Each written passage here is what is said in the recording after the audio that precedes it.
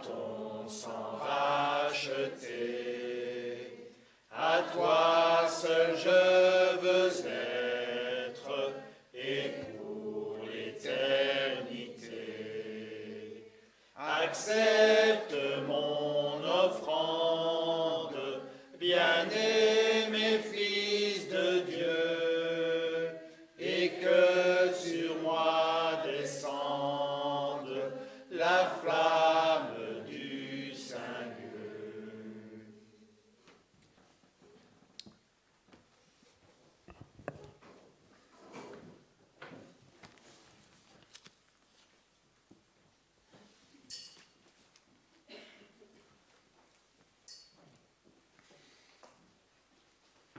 Je prie, après tu fais. Je vais prier, après tu fais.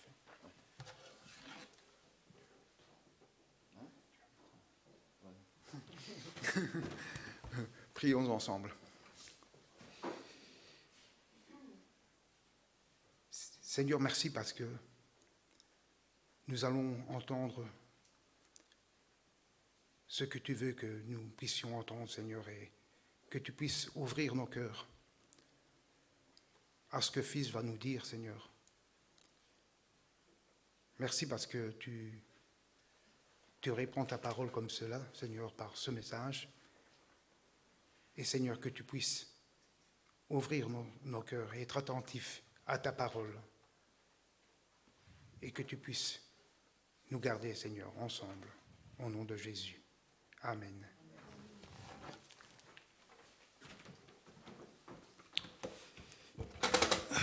Voilà, je suis désolé parce que les cultes ne passent pas sur Internet. J'ai essayé de faire passer, mais ça ne marche pas. Donc j'espère que ça sera que le seul problème qu'on aura ce matin.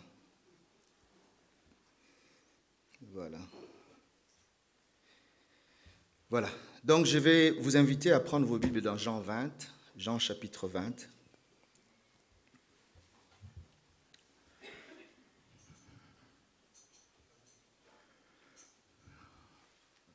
Évidemment, ma tension a augmenté, bien sûr, vu que je n'arrivais pas. Donc je vais... Ouais.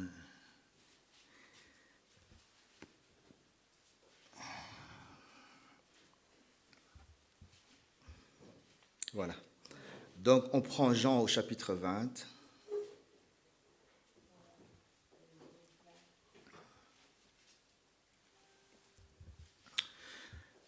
Ce message, je vais l'intituler « Le doute ». Est-ce que le doute est bien? Est-ce que le doute est mauvais? Est-ce que douter est mauvais? Est-ce que douter est un péché? D'emblée, je vous dis que non, le doute n'est pas mauvais. Le doute est utilisé par Dieu au début de notre foi et aussi dans notre foi aussi. On va voir. Donc, je vous invite déjà à prendre vos Bibles, comme j'ai dit, Jean chapitre 20. Et alors, je vais vous donner les contextes. Les contextes de ce texte qu'on va lire.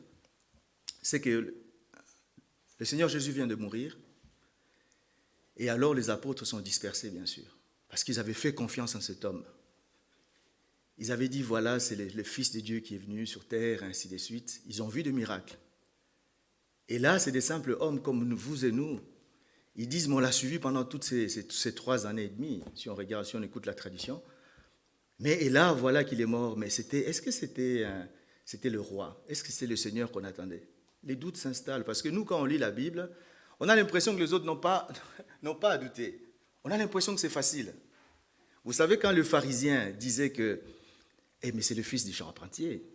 Mais on le connaît, c'est le fils du charpentier. Mais vous savez, on leur dit que maintenant c'est Dieu. C'est Dieu le Créateur qui va marcher sur la terre. C'est comme si, regardez-vous les uns les autres ici, et on vous dirait, voilà, c'est lui là, c'est lui le Fils de Dieu le Créateur de l'univers. Vous savez, on va avoir quand même un petit doute. Et les pharisiens avaient ces doutes-là. Et aujourd'hui, quand on lit la parole de Dieu, on a l'impression que, mais ils avaient des doutes, comment est-ce qu'ils peuvent être incrédules comme ça? C'est pour ça qu'il faut, quand on lit la parole de Dieu, il faut qu'on les lise aussi bien, qu'on puisse comprendre. Je ne dis pas que vous les lisez mal, c'est pour nous tous aussi. Donc le contexte, c'est celui-là, c'est que les doutes s'installent. Les apôtres, ils n'ont plus... Ils disent, mais c'est Jésus, mais finalement, mais il est mort. Et il fuit, d'ailleurs, vous vous souvenez de Pierre, quand il a régné Christ en dernier moment. Et c'est ça qui va se passer. Ils vont retourner à leur besogne.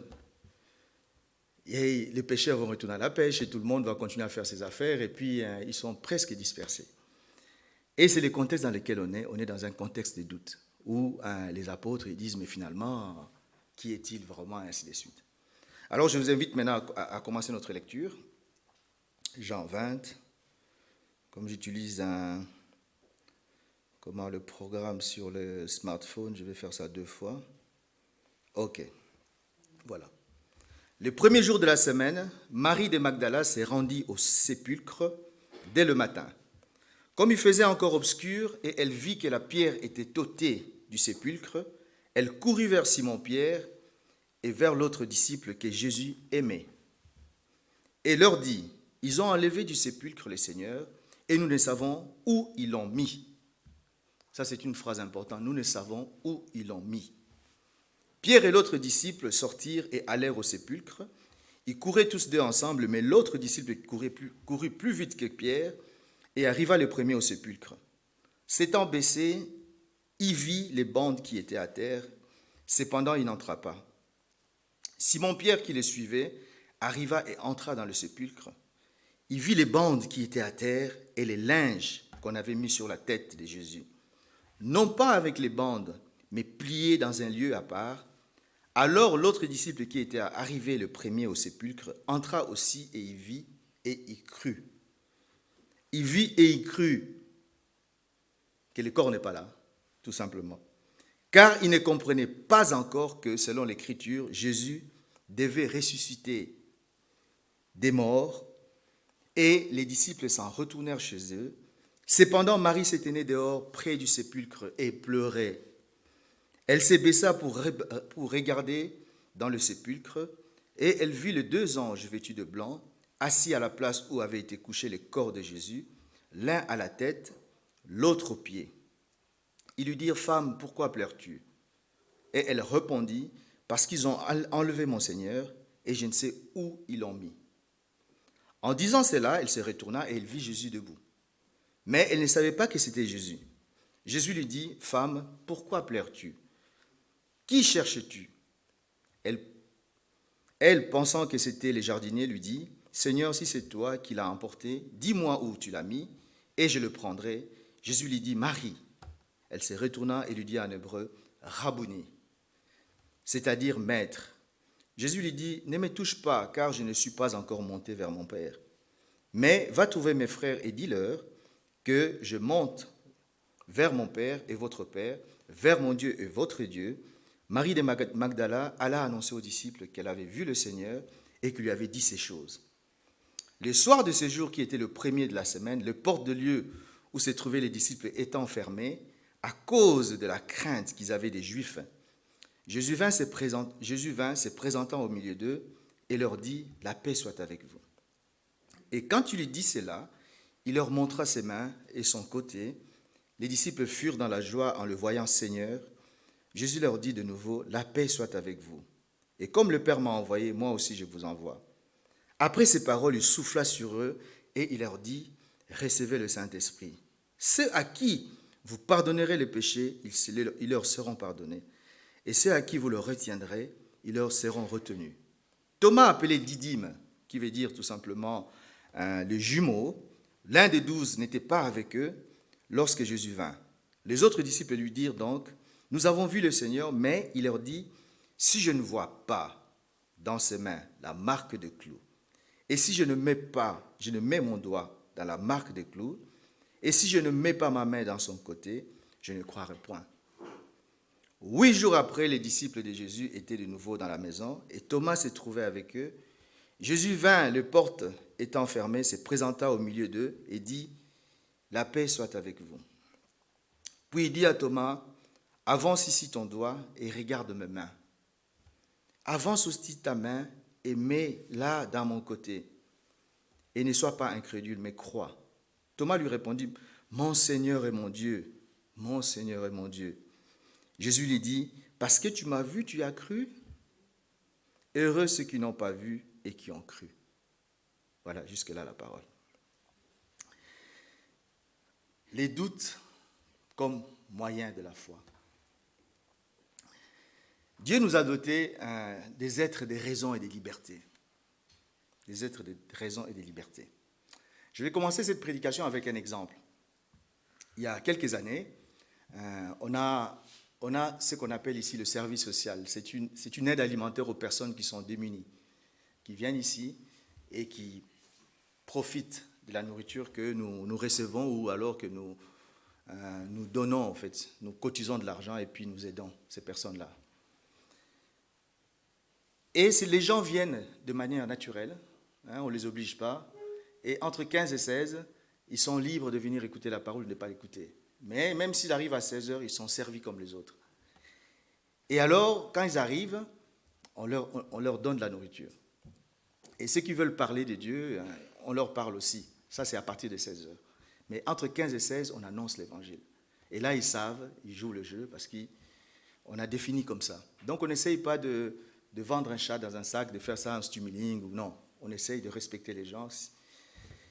Et alors, un jour, il y a un gars qui vient. Bon, je ne suis pas là, mais on me le rapporte, en fait. Et ces gars, alors qu'on lui parle de Dieu, des dieux créateurs, il dit, mais vous êtes vraiment bête, quoi. Comment est-ce que vous pouvez croire à des balivernes comme ça? Vous ne connaissez pas l'évolution. C'est décrit dans tous les livres que l'homme a évolué. L'homme vient de l'évolution, et puis il a commencé à dire ça. Et la personne qui était en face de lui était tellement fâchée, il dit, mais tu ne viendras plus ici. Et il va le chasser, il va dire, tu ne viens plus ici. Et après, il me le rapporte. Et quand il me le rapporte, j'ai dit, mais cette personne est libre, non? J'ai dit, mais est-ce que c'est comme ça que tu vas gagner les gens en le mettant dehors? J'ai dit, mais l'apôtre Paul nous dit, mon discours ne reposait pas sur la sagesse des hommes, mais sur la démonstration de l'évangile, la puissance de l'évangile. C'est vrai que l'apôtre Paul va utiliser des discours persuasifs, parce qu'il connaissait la parole de Dieu. Le plus inquiétant, c'est qu'en tant que disciple de Dieu, on ne connaisse pas la parole de Dieu. On ne connaisse pas l'œuvre de la croix, qu'on ne sache pas l'expliquer. Si on ne sait pas le faire, qu'on retourne à la Bible et puis on commence à les lire. Parce que je pense que là, c'est nous qui sommes en faute. Et la parole est tellement complète. Vous savez, quand on s'approche de quelqu'un qui ne connaît pas Dieu, il est dans un autre paradigme. Mais lui, il ne connaît pas la parole de Dieu, cette personne. Il vit dans le péché. Il vit dans un autre monde, qui est ce monde à lui. Il aime le péché, il adore, il aime faire ça. Si vous venez directement avec des discours humains, il va vous dire que vous le jugez, et il va s'énerver, et puis ça ne va pas aller. Mais Dieu a encadré tout ça, il a mis ça dans sa parole. Il a donné sa parole qui est puissante, et qui peut toucher les cœurs, parce que Dieu connaît les cœurs. Nous ne connaissons pas les cœurs. Vous savez, quand on prêche quelqu'un, on enseigne quelqu'un, ou on prêche, on ne sait pas quand est-ce qu'il va croire. On n'en sait rien. On va donner des paroles. Bien évidemment, comme j'ai dit, il faut bien connaître le message de la croix. Il faut bien connaître la Bible, il faut bien connaître la parole de Dieu, il faut bien connaître la loi de Dieu. Et quand on va prêcher, on parle. C'est la parole de Dieu lui-même qui va toucher la personne. D'ailleurs, la Bible dit, c'est le Saint-Esprit qui a le mandat de convaincre du péché, de la justice de Dieu et du jugement. Ce n'est pas nous. Mais nous avons notre travail à faire, c'est d'annoncer l'Évangile. D'ailleurs, Jésus va dire, dans Matthieu 28, il va dire, allez de toutes les nations, faites des disciples. Enseignez-leur à observer tout ce que je vous ai prescrit. Je fais ça à l'envers. Et baptisez-les au nom du Père, du Fils et du Saint-Esprit. Enseignez-leur à observer tout ce que je vous ai prescrit. Donc, on va voir que quelqu'un qui ne connaît pas Dieu est dans un autre paradigme. Donc, quand on va lui prêcher la parole, on va lui annoncer, mais il n'est pas obligé de croire tout de suite. Parce que cette parole doit faire un travail dans son cœur. Cette lumière qui va venir doit illuminer ses yeux. Il doit commencer à comprendre ce dont vous lui parlez. Et ce que vous lui dites va le gêner. Ça va le gêner, il va dire, ah non, moi je ne veux pas de ça. Si vous prêchez quelqu'un qui n'a jamais entendu, le même jour il a cru, moi, en tout cas moi, c'est 99%, je ne crois pas. Je ne crois pas du tout. Pourquoi? Parce que soit c'est un enfant, et quand il va ouvrir ses yeux, il va comprendre, il va laisser tomber tout ça. Soit c'est pour vous faire plaisir, tout simplement. Ou alors vous l'avez invité chez vous, vous lui avez donné à manger, et il n'a plus rien à dire, et il va dire, oui, j'accepte. Mais la personne est tellement libre, nous sommes des êtres de raison et de liberté. Et nous devons réfléchir. Et là, la personne va réfléchir avec cette parole. Cette parole va commencer à faire le travail dans son cœur. Ce n'est pas son monde, parce qu'on va l'arracher d'un monde qui n'est pas le sien pour lui montrer le monde, le royaume de Jésus-Christ. Mais qu'est-ce qu'on attaque? Qu'est-ce qu'on va attaquer à ce moment-là? On va attaquer quel est le péché? J'ai prévu d'utiliser beaucoup d'images. Donc, je vais utiliser beaucoup d'images dans cette prédication parce que, je vous l'avoue, ce n'est qu'à 4 heures du matin que je commence à le faire, cette nuit. Je n'avais pas de message. Une fois, je vais à l'hôpital. Je vais à l'hôpital, il y avait quelqu'un qui était malade. Je vais visiter cette personne. Il y avait une chrétienne qui était dans la pièce et qui commence à parler de Jésus. Je l'écoute. Ah, il dit au gars, viens au Seigneur Jésus, tu seras sauvé. Il dit ça, moi je l'écoute. Et puis après, je vois qu'il tourne, il dit, tu ne veux pas de Jésus, tu iras en enfer. Et je l'écoute, j'écoute. Puis le gars était fâché. Il était fâché parce qu'il a commencé à lui dire ça. Et moi, discrètement, je l'appelle. J'ai dit, ma soeur, viens un peu dehors. Et on est venu dehors, j'ai dit, mais tu lui as parlé de quoi? Ah, je lui ai parlé de Jésus. J'ai dit, mais qu'est-ce qu'il représente chez Jésus? Qui est-il? J'ai dit, tu lui parles d'un nom, mais qu'est-ce qu'il y a dedans? Ah, mais oui, mais il ne veut pas de Jésus. Mais j'ai dit, mais tu es sûr qu'il ne veut pas de Jésus? J'ai dit, mais ton Jésus représente quoi? Jésus est venu sur terre, il est mort à la croix. Mais il est mort à la croix pour une raison. Jésus est venu. Jean-Baptiste, quand il était sur terre, disait, repentez-vous, repentez-vous, repentez-vous, car le royaume de Dieu est proche. Mais les gens devaient se repentir de quoi? Mais du péché dans leur vie. Pourquoi? Parce que les gens transgressaient la loi de Dieu. Et le péché, c'est la transgression de la loi de Dieu. J'ai dit, mais est-ce que tu lui as dit tout ça? Est-ce que tu as parlé de ça? Tu as nommé un Jésus qui est pour moi le Fils de Dieu, Dieu lui-même, qui est venu sur terre. Mais est-ce que tu lui as dit de quoi s'agit-il? Ah, mais oui, mais il n'a pas voulu croire. J'ai dit, mais tu sais, c'est toi qui mérites la chicotte de Dieu. Parce que tu n'as pas compris. C'est toi qui n'as pas annoncé l'évangile. C'est toi qui mérites la chicotte parce que toi, tu es en train de condamner les gens. Tu n'as pas annoncé l'évangile. Quand la Bible dit le péché contre le Saint-Esprit, il dit Dieu ne pardonnera pas le péché contre le Saint-Esprit. Parce que ces gens étaient convaincus et ils ont dit non. Ils étaient convaincus, ils ont dit non. Quand la personne n'est convaincue de rien, il n'a pas péché contre le Saint-Esprit. J'ai dit cet homme-là n'a pas péché contre Jésus. Vous lui avez donné un nom, vous ne lui avez pas dit de quoi s'agissait-il, et vous lui avez attrapé. Donc nous devons nous connaître ça. Et quand on annonce la parole comme il faut, les doutes se créent dans le cœur de la personne. Il y avait une dame qui s'appelle Charlotte Elliott. Je ne sais pas si vous avez entendu parler. C'est une dame en Angleterre au XVIIIe siècle. C'est une dame qui était riche, il avait de l'argent, il était bien habillé, il vivait bien sa vie. Et alors un jour, c'est un prédicateur suisse qui va en Angleterre et il était invité dans c'était une grande manifestation, je ne sais pas comment dire ça. Et alors, pendant qu'il était là, il a prêché et cette femme jouait au piano. Il jouait au piano et puis à la fin, il va vers cette femme, parce que sûrement on reconnaît l'arbre par son fruit, par le fruit qu'on a, on peut reconnaître et dire celui-là est de Dieu ou pas. Parce que nous les chrétiens, des fois, on n'ose pas dire celui-là, il n'est pas enfant de Dieu. Mais Jésus nous dit on reconnaît l'arbre par son fruit. Par son fruit, on reconnaît l'arbre. Et il s'approche de la dame, il dit vous devez reconnaître.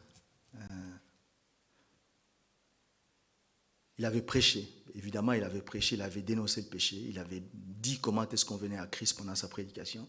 Et là, il va vers cette dame, il a cherché le moment idéal. Il s'approche de la dame, il dit, vous devez connaître le sacrifice de Jésus à la croix, vous devez vous approcher de lui. Et la dame qui se regarde dit, je n'ai pas besoin de ça. Mais il était là, il était en train de jouer des pianos. Hein. Et là, maintenant, on met les projecteurs sur sa vie. Je n'ai pas besoin de ça. Moi, je suis bien, je vis bien ma vie. Et il lui dit, mais vous avez besoin de Jésus dans votre vie. Et il explique, évidemment, il explique. Et cette dame retourne chez elle à la maison, il commence à réfléchir. Il dit, mais moi je suis une femme qui fait n'importe quoi, j'ai besoin d'argent, je suis bien, je n'ai pas besoin de ça. Et la lutte commence dans son cœur. Des doutes s'installent. Il a commencé à douter. Il dit, mais est-ce que je dois croire à ça? Moi je suis une femme pécheresse. Il a commencé à réfléchir. Et le lendemain, il vient voir ses prédicateurs en disant, est-ce que comme je suis, tel que je suis, avec plein de péchés en moi, est-ce que votre Jésus là m'acceptera? Il dit, viens tel que tu es. Viens tel que tu es. Et cette femme a écrit les chants qu'on chante, tel que je suis, sans rien à moi, sinon ton sang versé. Il a lutte au dehors, crainte au dedans, et le doute était là. Donc cette femme a donné sa vie à Jésus. Il s'est détourné du péché. Elle s'est détournée du péché. Elle a dit, dès aujourd'hui, moi, je ne transgresse plus la loi de Dieu. Et Jésus va dire aux pharisiens, il va dire à ces jeunes hommes qui viennent et dit, grand, bon maître, comment faire pour hériter le royaume de Dieu?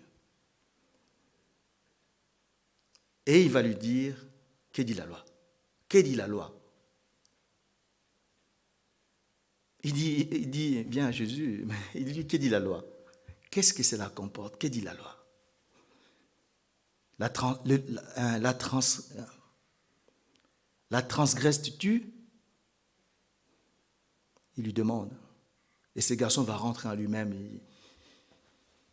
Voilà, Jésus a envoyé Jean-Baptiste comme précurseur avant pour qu'on se repente d'abord du péché. Et ce doute est là pour ça. Donc le doute est là, il est là pour la foi. C'est ce doute qui doit se dissiper dans le cœur des gens. Et encore une autre fois, toujours au service social, cette personne me dit, il y avait un monsieur qui est venu ici, il était catholique, il avait ses missels avec lui. J'ai dit, mais je l'ai confisqué. Alors je lui ai dit, alors on a discuté bien sûr, on discute avec lui, mais aujourd'hui il ne fera plus ce genre de choses, c'est terminé. Les hommes sont libres. Et ils sont dotés des raisons. Alors, même s'il y a un doute, il faut éduquer, il faut enseigner, ainsi de suite. Les doutes, comme j'ai dit, est là pour nous conduire aussi à la foi. C'est vrai que la foi vient de ce que l'on entend vient de la parole de Dieu lui-même. Mais le doute est là. Il y a un homme dans la Bible qui s'appelle Job, que vous connaissez. Job, c'est un homme qui était intègre, un homme de son époque, dans son époque, il était très intègre. Et des fois, des gens disent, ouais, mais c'est une légende et tout ça. Mais on voit que Job est cité aussi dans le Nouveau Testament. Donc c'est un livre qui est quand même historique. Et Job va perdre ses enfants, il va perdre sa fortune, il va tout perdre. Mais c'est l'homme qui est intègre, et Dieu le dit, c'est un homme intègre. Et pendant qu'il va souffrir, Job va commencer à dire, mais Seigneur, pourquoi ça vient à moi? Pourquoi ça ne va pas chez lui là, qui n'écoute pas? Moi qui suis intègre. Et Job commence à parler, il parle. Il va dire des choses, il va aller jusqu'à noircir, ou vraiment les desseins de Dieu. Et Dieu va lui dire, mais qui es-tu qui noircis mes desseins? Tu es en train de les obscurcir. Qu'est-ce que c'est que ça? Et Job va continuer à un moment donné, il va dire, Seigneur, je te connaissais, maintenant mon œil t'a vu. J'ai vu. Job était en proie au doute. Et Job a enlevé ses doutes, et Job a grandi dans la foi. Le doute permet à un moment donné qu'on croisse dans la foi, qu'on puisse grandir dans la foi. Et on va voir ça dans la vie des chrétiens, des chrétiens qui ont... Quand on lit ça pour Job, on dit, oh mais ça concerne que Job. On se met un peu à l'écart, nous les chrétiens. Et on va voir quelqu'un qui va subir des épreuves. Parce que les épreuves arrivent.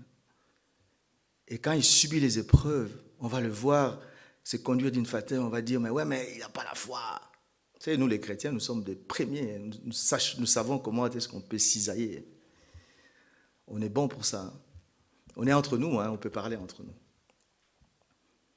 Mais quand on est frappé des épreuves de foi, je vous dis, il y a les doutes qui s'établissent, qui rentrent. Et il y a des gens qui disent, mais Seigneur, moi j'ai cru en toi, est-ce que tu existes vraiment? Pendant l'épreuve, est-ce que tu existes vraiment? Est-ce que je n'ai pas mis ma confiance ailleurs? Est-ce que c'est vraiment toi? Est-ce que tu existes?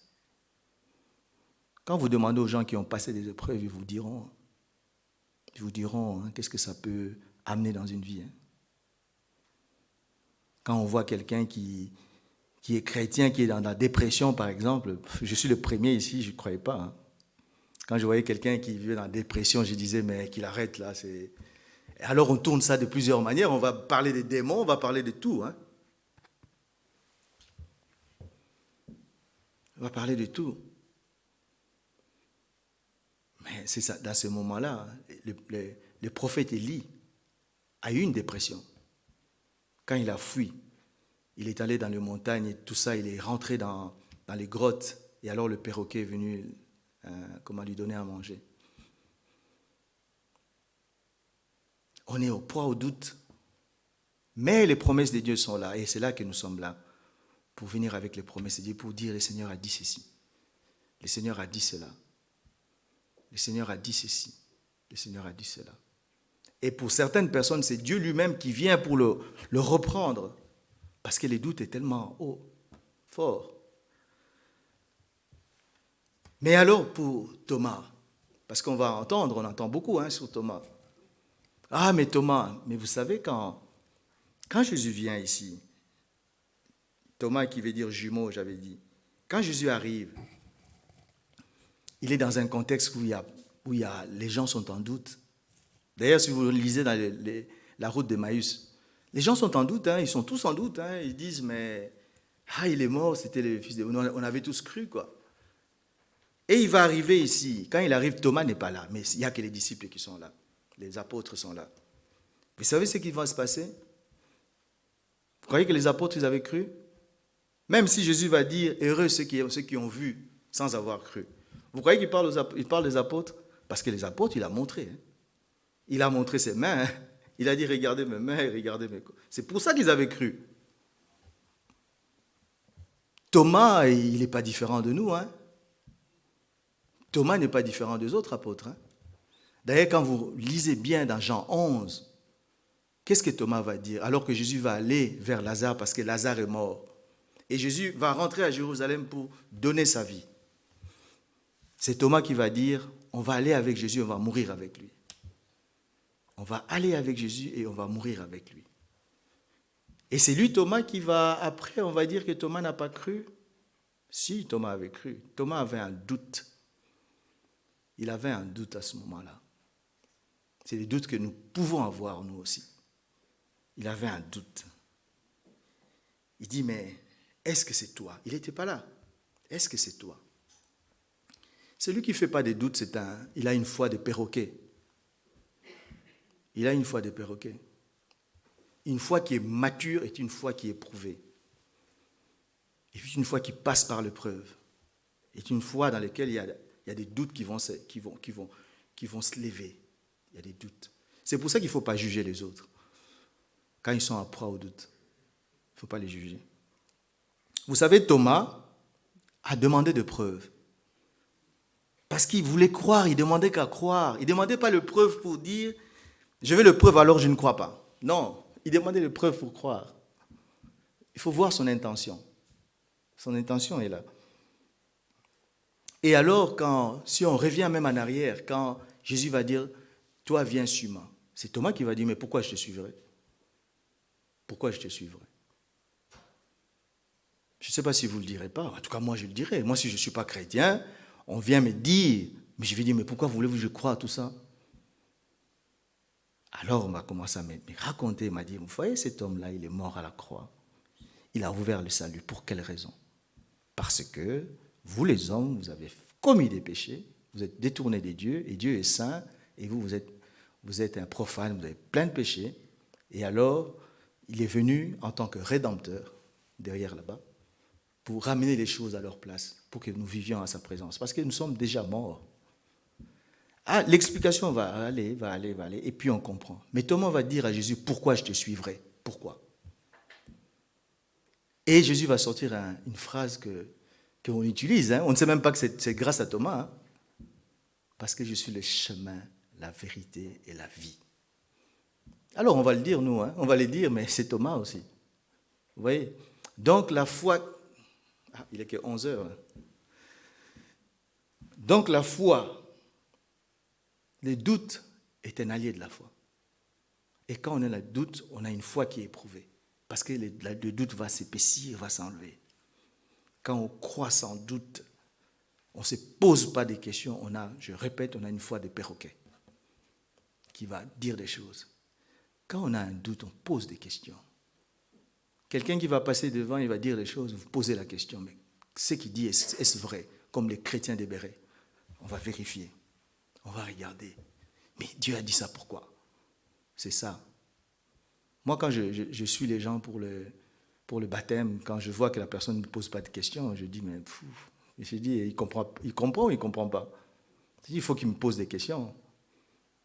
On est content quand on a des questions, la personne pose des questions. J'avais un ami qui me disait, je suis content parce qu'on n'est pas enregistré non plus, mais vous voyez, j'ai même pas de papier, j'ai rien. J'avais fait juste deux lignes, quoi. Qui me posait la question, un ami, il me dit, si Dieu nous a créés, lui qui l'a créé, il m'a posé cette question. J'étais là, j'ai dit, mais comment est-ce que je vais lui répondre? Et j'ai lui seulement répondu, Dieu est le seul incréé. Incréé. C'est lui qui a créé toutes choses. La Bible dit, dans Romains, il dit, quand on voit les ouvrages, ce que Dieu a fait, et qu'on ne croit pas, on est inexcusable. Et croire dans ce sens-là, c'est savoir que Dieu existe. On est inexcusable. Je ne peux pas parler plus longtemps, j'ai plus de matière, voilà. Donc je vais quand même m'arrêter pour ne pas dire de bêtises, même s'il est 11 heures. Je m'excuse, Salvatore. Voilà, au niveau des chants, on a été trop vite. Voilà. Donc, ce que je voulais dire tout simplement, c'est que le doute est notre allié au niveau de la foi et que nous devons vraiment réfléchir et ne pas avoir une foi des perroquets, mais vraiment avancer avec Dieu. Et quand on avance comme ça avec Dieu, on lui pose des questions. D'ailleurs, quand vous lisez les psaumes, vous allez voir, nous, on ne pose pas des questions, mais David pose des questions à Dieu. Quand vous lisez les psaumes, vous êtes surpris des questions que David peut poser. Parce qu'il y avait certains doutes qu'il avait, il devait les enlever. Voilà. Que Dieu vous bénisse.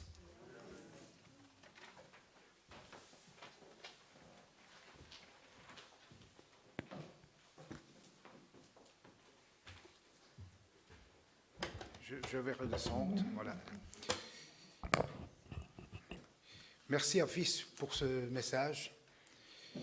Beaucoup de bonnes choses ont été dites aujourd'hui par Fils.